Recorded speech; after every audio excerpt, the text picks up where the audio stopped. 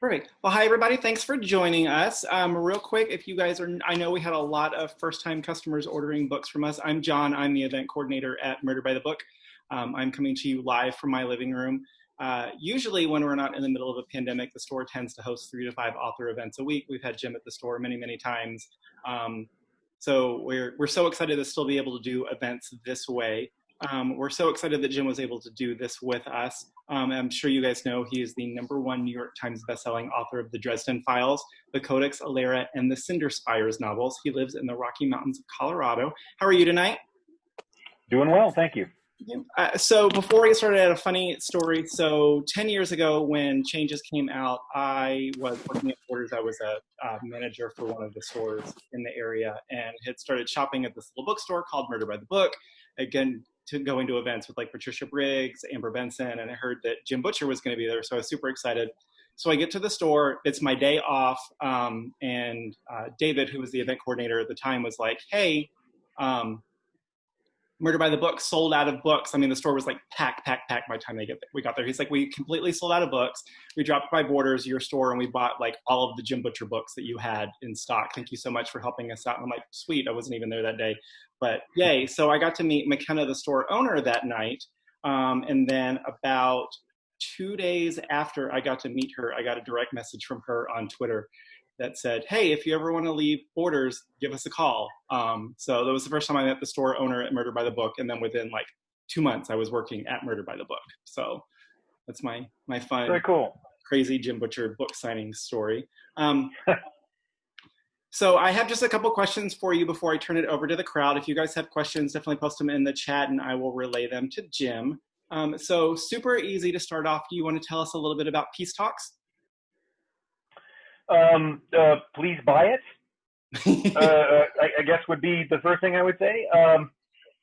This is the title kind of says it all for this one. There's peace talks being held inside the city of Chicago between all the supernatural nations. Harry Dresden is tasked to go along and help make sure they go off successfully, and also tasked to help make sure that they don't. And so he has to find some way in between. In a lot of ways, this one is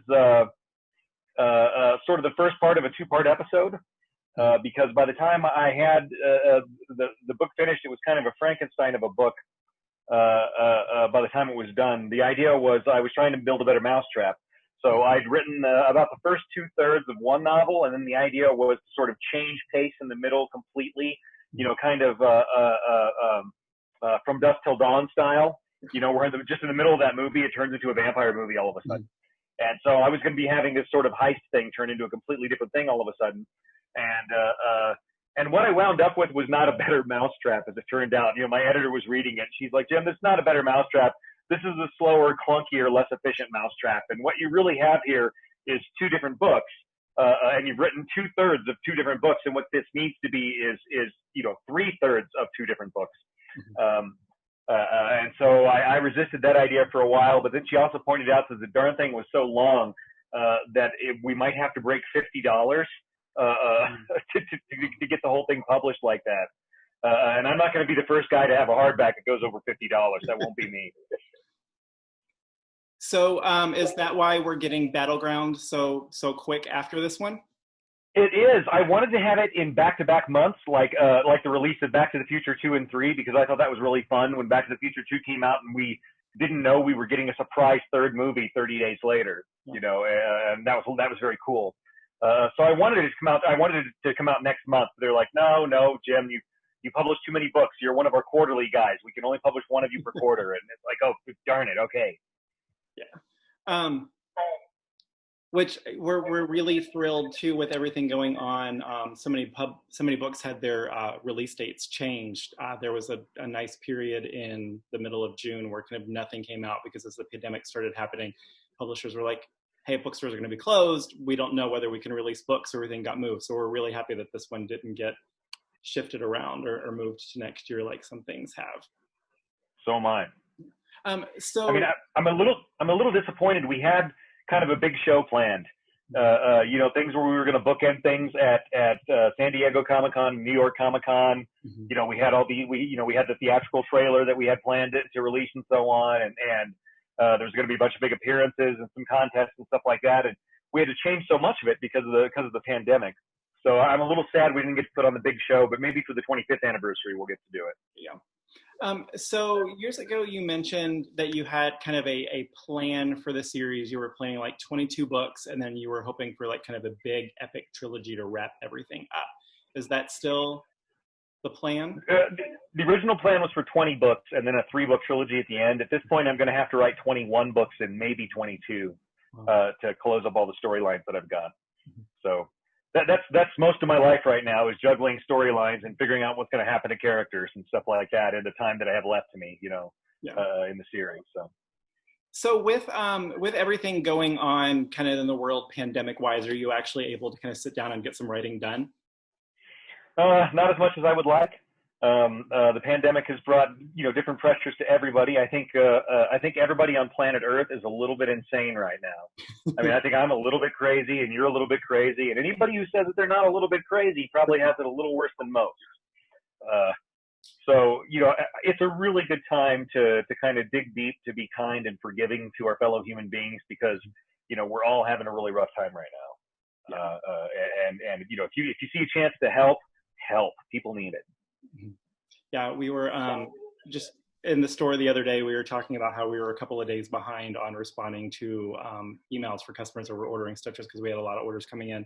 And we were finally, I was like, you know what, I think we're doing if we're getting to people within like a day or two, we're doing a lot better than other bookstores that I know are really behind. Like, let's take it easy on ourselves. It's okay. We'll get caught up. It's fine. Everybody has luckily been so understandable that just kind of everything's just chaos, and it's going to be for a while. Yeah. Well, I think people are just starting to get that, hey, this is one of the big bad things that comes along on planet Earth once in a while, and we've got to pull together on this, or this is not going to go well for us. So. One of the things that I had an issue with kind of as the pandemic started was like my brain just could not focus to read. Like I would sit down and just like nothing would come. So I started to dip back into urban fantasy. We got to chat with Kim Harrison a couple of weeks ago and realized that I was a couple of books behind in her series. So I got cut off on those. And she just released a new one in the Hollows. Kelly Armstrong just did a couple of young adult books in her Otherworld series. So we're really starting to see kind of people pop back into urban fantasy again after the genre kind of dipped for a while. Why do you think people are kind of rediscovering it again? Because it's the fairy tales of the modern world. I mean, it's not anything fancy. We're just doing what the Grimms were doing at their time. It's just that, at the time the Grimms were writing, that was urban fantasy. And now we're writing urban fantasy, for the modern world, and people like their fairy tales, and people need to get away. I mean, there's just so much pressure and so much tension in the world right now. The folks who are writing fantasy are doing a very real service to society. Yeah. Just by being able to tell people, hey, get off the planet for a couple hours. Here you go. Take a little vacation in some other weird place. That does not have the problems that are here. Yeah, and one of the things I love so much about the genre too is it's a really kind of almost a safe place to tell kind of these very human, very poignant stories, but you bring in monsters and stuff like that. So it's a way to sort of kind of detach from it, but also still kind of explore some of those themes in a safe way. Well, I really think that fantasy has always done that, though. Fantasy has always been the way that you can set things off to one side and talk about them without talking about them. So that the folks who do have to face them, who have to face those problems that are harder than the ones you have to face, or that affect them more strongly, you can still talk about the problems without traumatizing them as much by shoving it down their throat the whole time. Yeah. So Gabriella asks, what are some tips for feeling confident while working on a story if you haven't been published yet and don't have success to push you through the writing? If you haven't published yet, mainly the first tip that any serious writer will tell you is put your butt in the chair and write. At the end of the day, if you keep producing and do not stop, and you at least have a modicum of intelligence applied to improving your own style and so on, you will eventually grind your way into the business if you write it long enough. So that's the first thing. The second thing, I would say go pick up my writing teacher's book, maybe. Debbie Chester writes a book called The Fantasy Fiction Formula. She is the writing teacher who taught me everything I needed to know about writing. She's got a lot of great things to say about the craft of structured storytelling. And if you go read what she have to say, she'll probably be able to teach you things that'll help you get into the business a lot. Just remember that it is a business, and if you want to break into it, it is your responsibility to acquire skills sufficient enough that people will want to pay you for them. So, and the way you do that is practice, practice, practice. So as a writer, when you're reading, do you pick apart what you're reading and try to figure out, like, this is why this worked or why this didn't work or why this doesn't work? Or are you able to just kind of just turn that writer part off and just enjoy something while you're reading it? No, there's no way for me to turn it off. But that's how I know who is a really, really good writer, because I can read their work and I don't go into analysis mode and start going, okay, now I need to figure out how they did this and how is this comedy structured, and how is this dramatic reveal set up the way it is. The folks who are really, really good, I look at it and go, oh, it's the end of the book, and I didn't stop to figure out how it worked. That's awesome. And then I go back and read it and figure out how it worked. But that first time that I get a read through, that's something that gets rarer as you write more and more. Mm-hmm. And the first time that I get one of those books that I can just set aside, my job and just enjoy the book again, that's magic for me. Yeah. Kate Quinn, who is also an author, I was interviewing her and Laura Prescott maybe last week, and we were talking about urban fantasy as well, and she said that she was a big fan of yours. Says that most authors she knows have the attention span of goldfish since the pandemic has started. Are you fighting the same problem, and if so, do you have a fix for it? Yes, I am, and no, I don't. That said, for me, this has been kind of a really good time to kind of work on other stuff in my life. It's like, yeah, I can't focus on that, but there's other problems that I can work on and I can direct my energy toward. So that's been a lot of what I've been doing. And plus there's been a lot of putting together, trying to do online campaigns and online publicity stuff. And so there's been a lot of holding up my pie plate of an iPad here and talking to people. But yeah, I mean, this is just going to be one of those years that I think we're all just going to kind of look around and agree, we just don't talk about 2020. That's one of those years that, forget that year, screw that year. Yeah, we've been asking authors if they thought that 2020 and the pandemic was something that they would address in their fiction, and a lot of people have said that we think that they're going to see a lot of books that were set in 2019 and a lot of books that were set in 2020 and 2021, and 2020 is just going to be this like black hole of fiction for a really long time. Yeah, I would completely agree with that. Let future historians wonder why no one talks about 2020. Like, oh, we all got traumatized. All got traumatized together. We're war buddies now. So I can't see who said that. So somebody mentions that Changes is their favorite book, and they went to Chichen Itza in January. Have you gone there before writing Changes, and why did you use that as a site? I have not gone there before yet. I used it because it was a cool site, and it was linking up well with the kind of From Dusk Till Dawn inspiration that was behind the Red Court, and I wanted to use it. And I thought it'd be really cool and neat. I mean, really, I'm not a very complicated guy, man. That looks like a cool place to have a fight. Yeah, let's go there. Plus, it's a public area, so if fans want to go and visit it, I'm going to be helping the local economy, not ruining somebody's afternoon. Yeah. So Sarah asks, and I'm just going to put a caveat to this. Her question doesn't have a spoiler in it, but I know that everybody's been so excited about Peace Talks. I'm sure some of you guys have probably blown through it digitally already. Just be kind of very careful about spoilers in your questions. So that way we don't spoil for anybody else. We always mention that if the book's kind of just brand new out. But Sarah asks, at this point in the series, you've killed off a significant number of characters. Do you have any regrets about any of them? I could lie, but why would I do that to you guys? No. I am a cruel and vengeful god, I suppose, for the universe I'm creating here. But most of the characters got designed with a purpose, and when their purpose is complete, sometimes that's where their story goes, and that's what they're there for. They're there to die horribly, or they're there to die pitiably, or whatever, or boldly. But that's just kind of that's part of the gig, and that's part of life. People step off the train and they're just gone, and that's the worst thing in the world, but it's also something we all have to deal with. So as the series started, the first couple of books were kind of very kind of more episodic PI books, and then kind of as you got a little bit more, you kind of started creating the world and started kind of the arcs that carried over to the series. Did you have any of those arcs in mind when you started, or was it something that you just kind of discovered as you were writing the books? Most of them I had in mind as I was going. Well, when I originally put the plot for the series together, my writing teacher had it was the first time she'd ever approved of anything I'd done, and I'd been working with her for like 2.5 or 3 years too, so I was very excited when it happened. Although it had happened on the Dresden Files, which was like this joke project I was doing for the class, really. But it was working, and so after she read the first couple of chapters, and I was very excited that she had given me positive feedback. And she said, okay, next week I want you to come back in with an outline for the rest of it. And she meant the rest of the novel. But I went full on nerd boy and walked back in the next week with an outline for a 20-book series with a capstone trilogy at the end of it, you know, big old doorstop books to finish the whole thing off. And I still remember the look on her face. And she later told me what she was thinking at the time. At the time, she said she was thinking, you know, I had just gotten you on board the week before. You were finally cooperating with me and starting to learn things. You know, I just didn't have the heart to tell you that you were never going to sell this giant series to anybody. And as a result of her not having the heart to tell me that, I did it.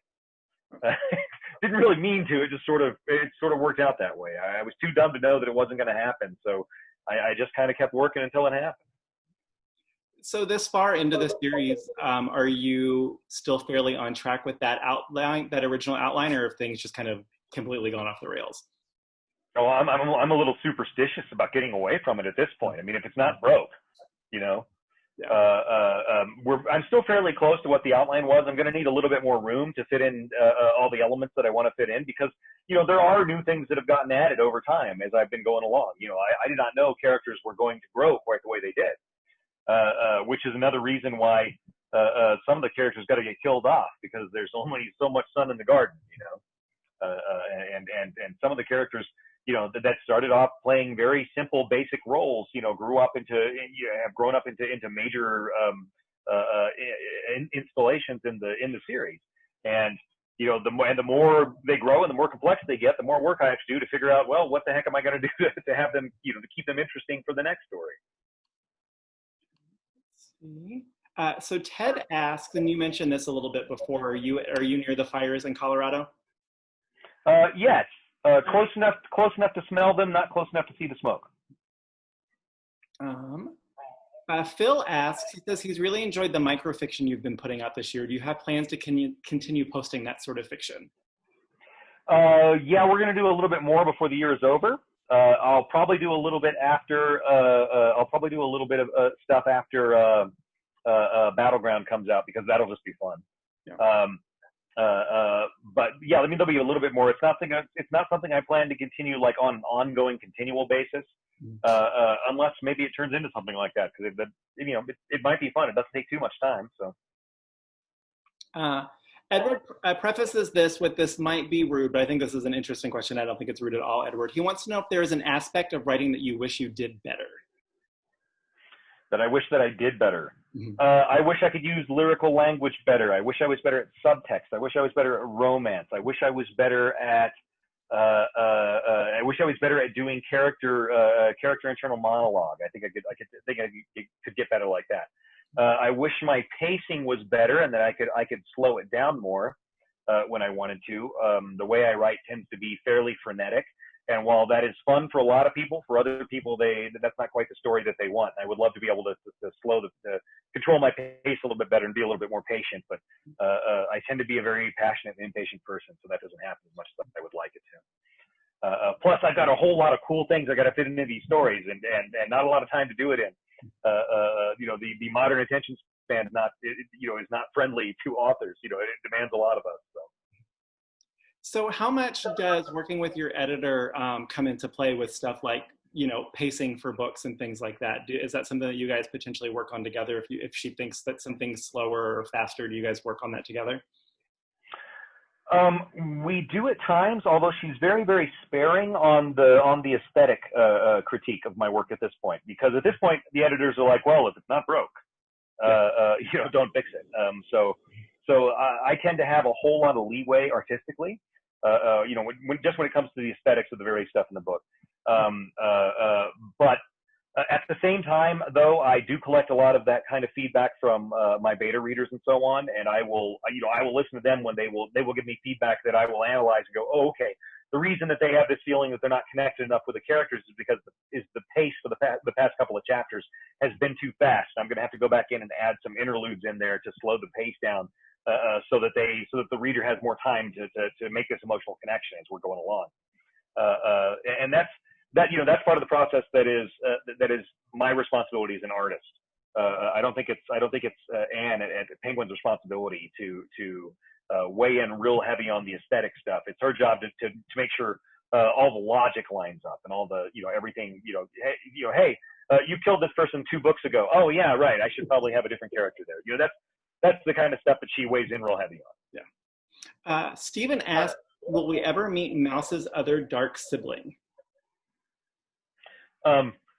Just because I talked about there being more of them and that there's at least one more out there, why would you think I would be foreshadowing anything? It's ridiculous. And Starborn Stormblessed asks, considering the success of Brandon Sanderson's Kickstarter for The Way of Kings Leatherbound, would you ever use Kickstarter to release any Leatherbound Dresden Files books? Like everybody is telling me I have to. Apparently, I don't have any alternative. I don't know if that's actually how it works or not, but it's looking like that's how it works from all the requests I've been getting. Should I look into it? If I should, somebody just say yes and let me know. We'll make some comments. Yes, do that. Yeah, it's crazy how, because we've been selling the standard limited editions. I've got a whole set of them up here on my bookshelf for years, and it's crazy. Like, we knew that this next one for The Way of Kings would be big, but we had no idea it was going to break like $4 million in like 2 days or something. Yeah, that's incredible. That's outrageous. I want some of that money. Yeah. Andrea asks, will we see more from Tavi in the Codex Alera series? I have a couple of different places I could go back to the Codex on. I could go back like 150 years later and kind of start the story when we see all the changes that have happened as a result of the first story and starting to see what happens next. And that would be the point, because Codex Alera was all about humans versus the Zerg. Because let's be honest, that's what that story was. It's humans versus the Zerg. So what I would do is I would go up to 150 years in the future, and I would show how the society had progressed and changed and so on, and how fury crafting had changed, and that would be when the Protoss showed up, and then we could have the epic three-way war, and that would be fun. That would be one place I could go back, or I could go back like 5 years later. And that would be sort of a different story, but it would be like the first class of new cursors at the academy. So it's like the first Canem cursor, the first Marat cursor.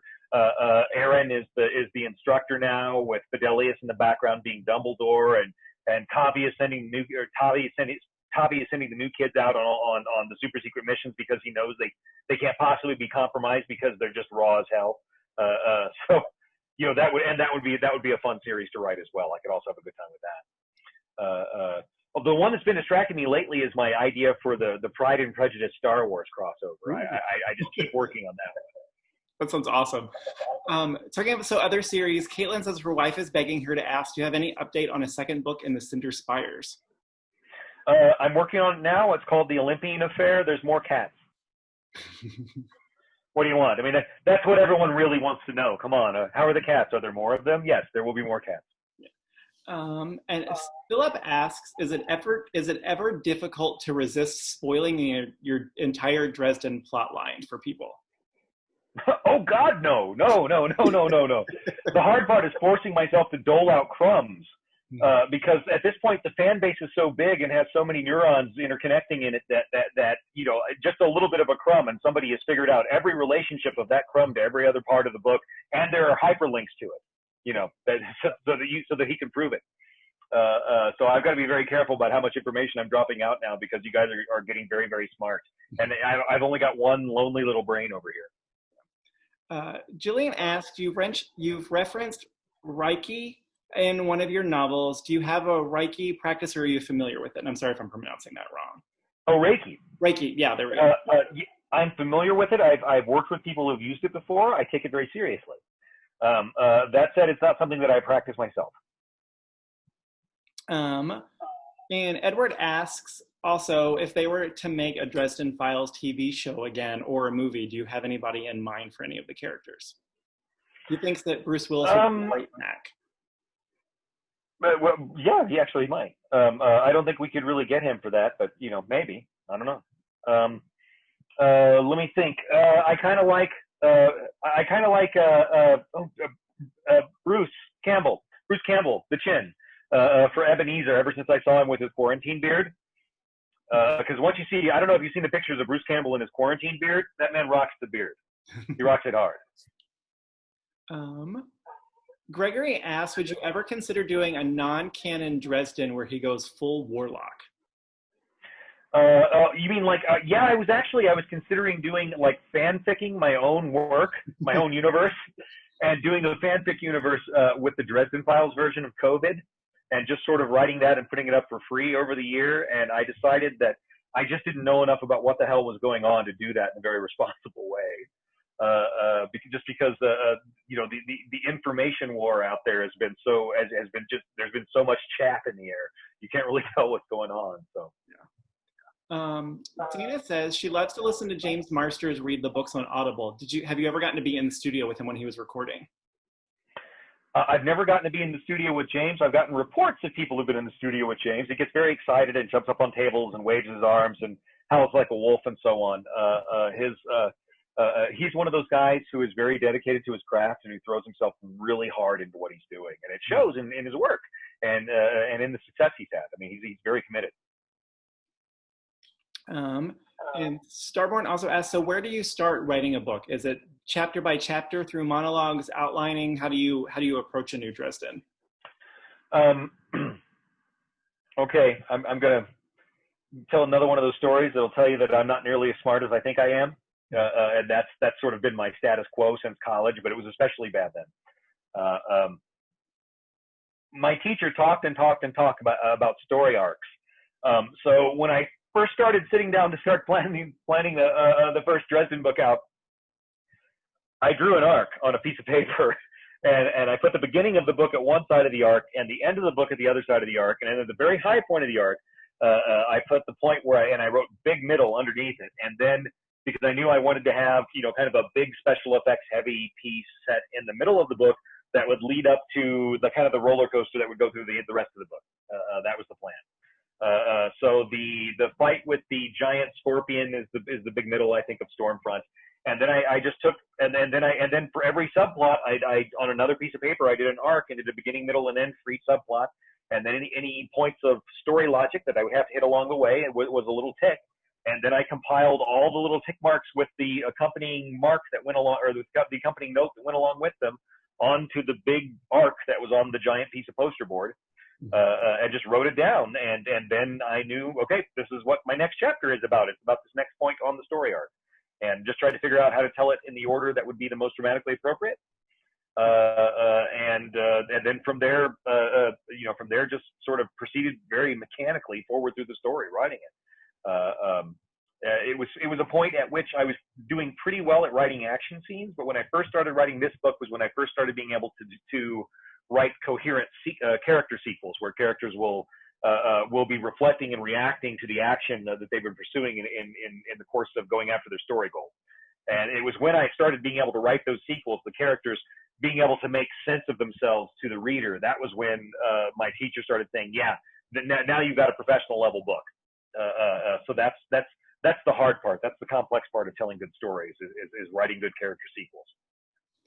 So Phil asks, is there anything you wish you could change about the early Dresden books so that you would have done differently if you were writing the books now? If I was starting the whole series over now, yeah, I would start it at a different point. I would start it in Chicago, with Chicago sort of being the dumping ground for the problem children of the White Council, they're kind of the, okay, you're not like lop your head off bad, but we're going to watch you in case we need to lop your head off bad. So go live in Chicago and don't leave town without checking with one of us, and I would start off the story there, with Chicago being White Council territory, and Dresden, in the course of doing the right thing, would be going up against these other warlocks who are most of them just one bad giggle away from being a full-on supervillain. And in the course of going up against them, he would lose the territory for the White Council, make Chicago, Casablanca open territory, and then be in trouble with the council and have to hang up his shingle and make his own living there. I think I would start it a bit differently and sort of give him a bunch of sort of rookie level wizard bad guys to fight with rookie level wizard bad guy mistakes happening, because that would just be fun. And at that point, he would be the rookie, who was just flailing to try and fight against the other rookies. It'd be more like watching college football, I think. Things could be more interesting in college than they will in the pros. Yeah. Hello. Hi, sweetheart. That is Meryl. She's famous. She's in the first of the Cinder Spires books. She's one of the cats we have named after Cinder Spires characters because it makes them tax deductible if they're also PR. So we have more cats now, so I have to write them into the book so they also can be tax deductible. Yeah, there are lots of comments. People are saying yes, cats, yay, more cats. So you've gotten lots of positive response. Excellent. All right, we can keep talking, but I mean, clearly this is the Mural show at this point. So Stephen asks, is Cal more powerful than Merlin? Yet to be shown. Wait, then Merlin or then the Merlin? Oh, I'm sorry, then the Merlin. Then the Merlin. Yeah. It's one of those things where it's sort of iffy who's more powerful. Who's more powerful, Mike Tyson or Hoist Gracie? Well, it sort of depends on the kind of fight they get into. So I think it would be that way for those guys as well. What kind of fight are you into? The Merlin is not a guy who kind of gets up in your face and fights. The Merlin is a guy who fights you with nations and banking systems. He's that kind of fighter. He's kind of the opposite of Ebenezer, who is the no, I'm going to come up in your face and settle with you personally myself kind of fighter. And that's a very different sort of power. So Philip asked, is there any chance of getting a new Dresden Files TV series? Yes, there is. There's talks going on. We don't know if anything is going to pan out yet or not. I certainly hope so. But there are scripts being written and talks being had, but it's Hollywood. Nothing's certain until the check is cleared. Yeah. So we'll see what happens. I am on as an executive producer. I am on as somebody who's going to be working on story and story editing. That's cool. I don't know if it's going to pan out yet or not, but if it does, I'll let everybody know as soon as I know somebody.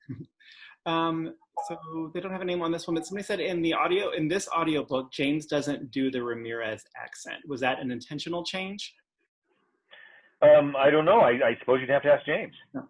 I haven't even got to listen to it yet. Is there any, like, kind of when people are working on your audiobooks kind of back and forth where they might ask you how something is pronounced or to clarify anything for you, or do you just kind of let them do their thing? Yeah, at the beginning of a recording cycle, the first thing that happens is they'll send me a letter and say, okay, we need to know how to pronounce all these weird names and all these crazy monsters. We need to know if you realize that this is a pun that works on a written level and does not work on an audio level, and do you want to change that for the audio? Do we want to change the joke? And I think we've actually done that a couple of times, so that it's more of an audio pun than a visual pun. But other than that, I don't do a whole lot. That's all James. I mean, that is his magic, and I love it when he finds meaning in the book and in the words that I didn't really intend to put there, but that he read and saw while he was reading it, and will read it out loud. Occasionally he'll make me bust out laughing at stuff that I didn't intend at all, but makes perfect sense, based on from where he's reading from. So that's always enjoyable. You always get unexpected things when you collaborate with other artists, and that used to make me really upset. Now I just laugh. Sarah asks, is there anybody who acts as your own personal Bob the Skull? Priscilla Spencer, by and large, does a lot of Bob the Sculling for me when it comes to figuring out what's going on in the story and if something is consistent and possible. So if I throw out something, nonsense, you're much perkier than Bob the Skull.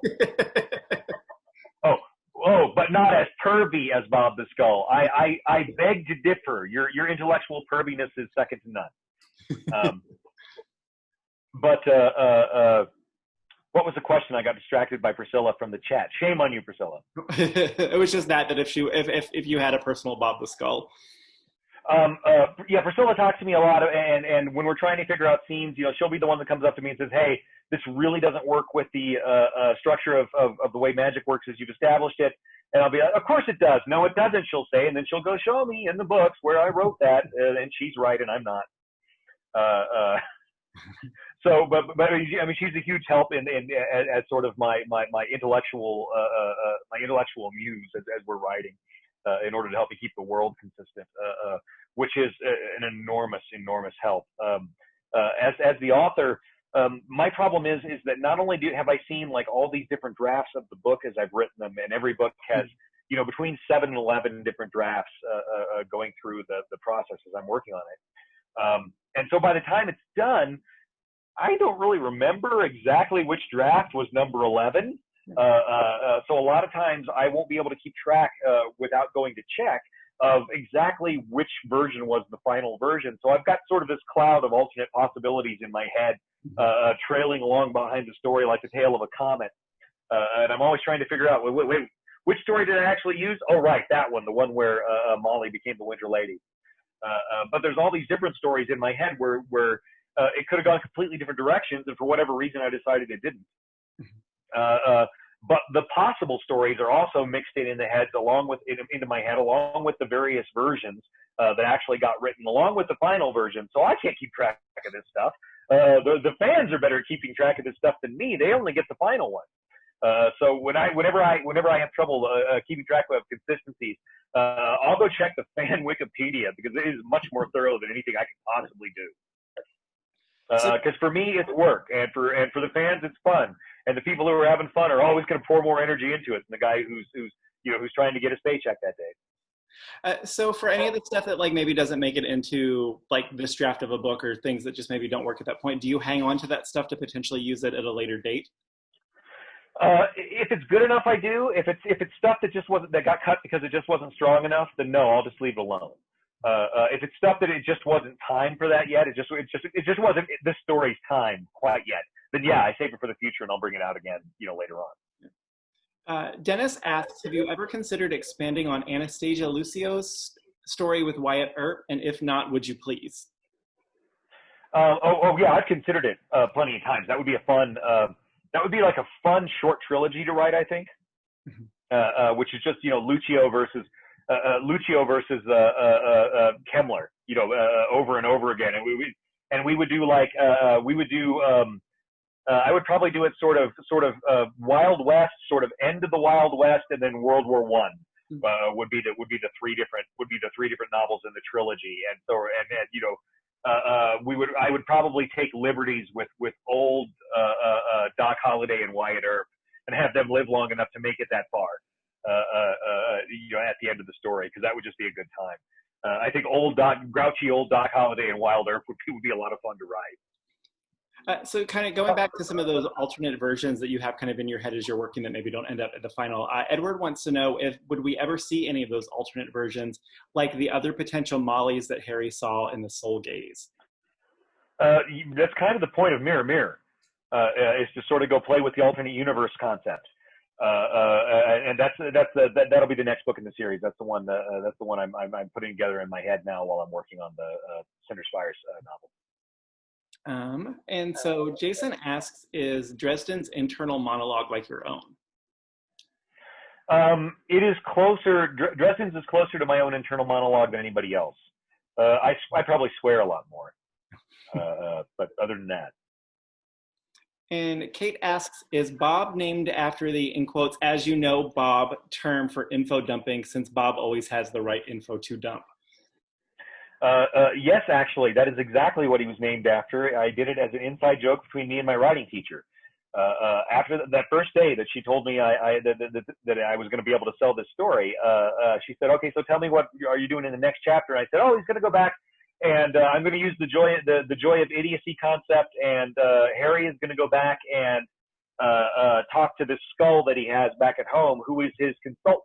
And so when Harry's the dumb guy, he goes to talk to the really esoteric stuff to this skull, who is going to be information dispensal, so that the reader will know how the magic works. And she says, okay, that's fine. Just as long as you don't make him, or it was going to be his familiar spirit. It wasn't a skull at that time. And she said, okay, that's fine, as long as you don't make him a talking head. Which, as you know, Bob, was always the example that came along with the talking head explanation in the writing class. And so I developed a literal talking head named Bob and had him show up on stage and be doing stuff, and showed it to her the next weekend. And I remember her reading it and her looking up at it and squaring the papers and looking at me and frowning like McGonagall and being like, you think you're funny, don't you? Like that. So. Candace asks, when you were younger as a child, were you also writing stories then as well? Yeah, I wrote my first story in 5th grade and ended it with it was all a dream, and the entire class felt cheated. So after that, I felt like I had to do a little bit better. So I started learning how to write better stories, and sort of just doodled with it for a long time. And in high school, my senior year of high school, Margaret Weiss came in to talk to in the library, to give a talk about being an author. And I was cutting class and hiding in the library because it had air conditioning. When the vice principal came in and saw me and was like, "Oh, you must be here for the author talk." And, yes, I'm here for the author talk. And so I wound up helping him set up chairs for it and so on. But then Margaret Weiss talked about being an author, and I thought, wow, that's a really cool job. And she's from Independence like me. I didn't think people, from Independence, Missouri would really qualify to be an author. But somebody else had done it, so maybe I can do it too. And that was kind of where the idea started. And I started writing my first novel the next year. Phil asks, you mentioned early on when we were talking that there are a few books that you read and just really get lost in. What are some of your recent favorites? I've been rereading old friends recently. I've been rereading the Amber Chronicles by Roger Zelazny, which in a lot of ways was very, very heavily influential on the Dresden Files, and I didn't even realize it. Of course, on the other hand, I went and watched the 1980 Clash of the Titans last night, the Harryhausen movie, and realized how much stuff had come out of the Clash of the Titans directly into Stormfront of the Dresden Files, complete with giant scorpions. Good Lord. Yeah, it was one of those movies that I saw when I was very, very young. I remember my sister taking me to see it at the drive-thru. It was like my first boob, and it was singular boob because it was just one boob because it was all Greek costumes. And like my first monster movie and all that sort of thing, where people got killed in the movie and so on. I was like 9. It was tremendously exciting for me. They were showing the remake of it on FX the other day. They showed it on FX all the time, and every time I'm scrolling through the TV, I'm always mad that it's not the original. I'm like, come on, show the original, and that's the one I want to watch. Yes, give us those cheesy special effects and that ridiculous nonsense that the actors nonetheless had to take completely seriously. I love that. Yeah. Andrew says he just wanted to thank you for writing inspiring books that he sure has helped millions get through hard times. He knows that you and your stories have had an incredible impact on his life. He says, sorry it wasn't a question, but he said he might not ever be able to have the chance to tell you that again. Oh, man, you're welcome. That kind of happened by accident, though. I wasn't planning on stories having big impacts on anybody's life. Basically, my intention is to write literary popcorn. I wanted to be like the best popcorn anywhere. Don't get me wrong, I've got pride. But that was a happy accident that I did while I was just trying to make something cool and fun for people to read, man. That's not my thing. If my books helped you out of a tough place, that's not what happened. You just had some good books to read while you got yourself out of a tough place. And I'm glad you had those books, but that wasn't me doing you a favor. That was me just kind of doing my thing. But you know what? If you feel like you owe me something, don't pay me back with that stuff. You pay that forward to somebody else. You help the next person coming along behind you that needs a hand when they're down. That wasn't me, man. That was you. One of the things that's been, I think, the hardest about, so the bookstore has been closed since March 19th. So the last actual author event we had in the store was March 13th, which for us to go that long without an author event is, I don't think it's ever happened in the history of the store. So it's been really weird to not be able to kind of have authors in and have customers in and be able to witness that author-reader interaction. So we've been really, really happy that we've been able to be able to do this and still be able to connect with authors and books. It's really great that you're willing to do this and that we were able to kind of figure it all out with help, thankfully, for a lot of publicists that have helped kind of make this a reality that we could still do this. Yeah, it is important that we stick together and maintain our nerd identity together. Yeah, it's really weird. Like even just like how we had somebody today that called and was like, "Hey, I'm moving to Dallas like next week, and I have this gift card I want to use while I'm out of town." So she's like standing outside with her phone as I'm like running around the bookstore talking to her on the phone, like holding up books to the window, and it's such a weird. I'm so happy we're able to do it, but it's so bizarre. Let's see. Stephen asked, is it possible that Dresden's daughter will be magic? My buddy Brew. Yes, the genetic possibility for it is possible. It's not common for it to be passed down through male lineage, though. It's most common to be passed from mother to child. But it is something that is possible. I don't know exactly what's going to happen with that yet. I'm still figuring it out. I think I've got a good idea for where Maggie's going in the future. I don't think it'll be what a lot of people are expecting, but we'll see. RAM says he heard the sneaky StarCraft reference. What are some of your favorite games? The big one that I've been playing for the past while is probably Fallout 4. I think I've got about 6,000 hours in on Fallout 4. Just playing with different characters and then with all the different mods and then with all the different difficulty levels and different characters and different mods and when I play Fallout, I usually play a Dresden Files character through Fallout as if it was them. Harry is just like this big dumb damage sponge that just gets beaten just all day long, but somehow manages to limp out the other side. He's the most fun character to play in Fallout. Let's see, League of Legends. My son is trying to get me to learn to play Dota because he claims it is superior to League of Legends. He says you don't have to have as much Twitch to play it. Now, I'm getting older, and my Twitch is not as good as it used to be against these kids, So it's like, maybe I should think about listening to him and trying the slower game. Didn't you say at one point there was an online game that you were playing and you were playing as Harry Dresden, but you had to keep like proving to them that you were actually you, so that way you had the rights to do it? Yeah, when Ubisoft was running City of Heroes, I was just playing Harry Dresden, and one of the rules was you're not allowed to play copyrighted characters.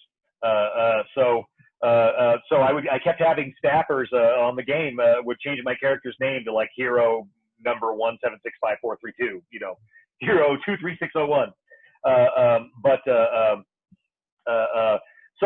But every time I would contact the staffer and I'd be like, no, you don't understand. I actually own the copyright. I am Jim Butcher. I am the author who lives in Independence, Missouri. You can look at my file and see it. And finally, they started putting, I'm sorry, I've got a pit bull attacking my shoelaces.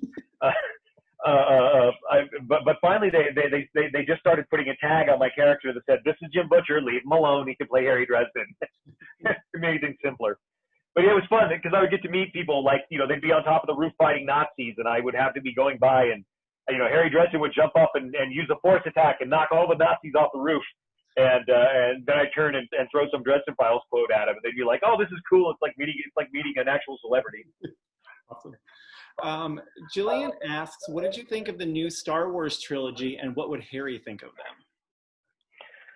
The new Star Wars trilogy, I think, could have benefited from a single vision of writing instead of trying to tell one story and then a completely different story, and then just trying to desperately recover the two completely different stories into a coherent story. I think that was really where it suffered. They should have left it with either Ryan or JJ and let one of them have play their vision out. I think the story would have benefited from that. I didn't like what Ryan was doing, what Johnson was doing with his stuff. I think Abrams and Disney were just frantically trying to recover something with the third one. I'm kind of gonna send the second trilogy to the Highlander 2 hole, where movies go that are just so bad that none of us really need to associate them with the originals. Sort of like Matrix 2 and 3. Everybody goes, Matrix. Oh, Matrix was amazing. What about 2 and 3? Yeah, they had some moments, like that. But everybody agrees that They just weren't up to snuff with the quality of the first show. And that's sort of the way I feel about the follow-up trilogy. But other people had a great time, and that's cool. You know, you should enjoy your Star Wars if that's your Star Wars you want to enjoy. But for me, give me Mandalorian, man. That is some fun stuff. I'm enjoying the hell out of Mandalorian. It's amazing to have a TV show that there's enough quiet space during the show that you can talk to people in the room about what's going on, and it doesn't disrupt the television show at all. It's not like you got to murder somebody for talking at the theater. Dog, what is wrong with you? Good Lord. Here. Oh.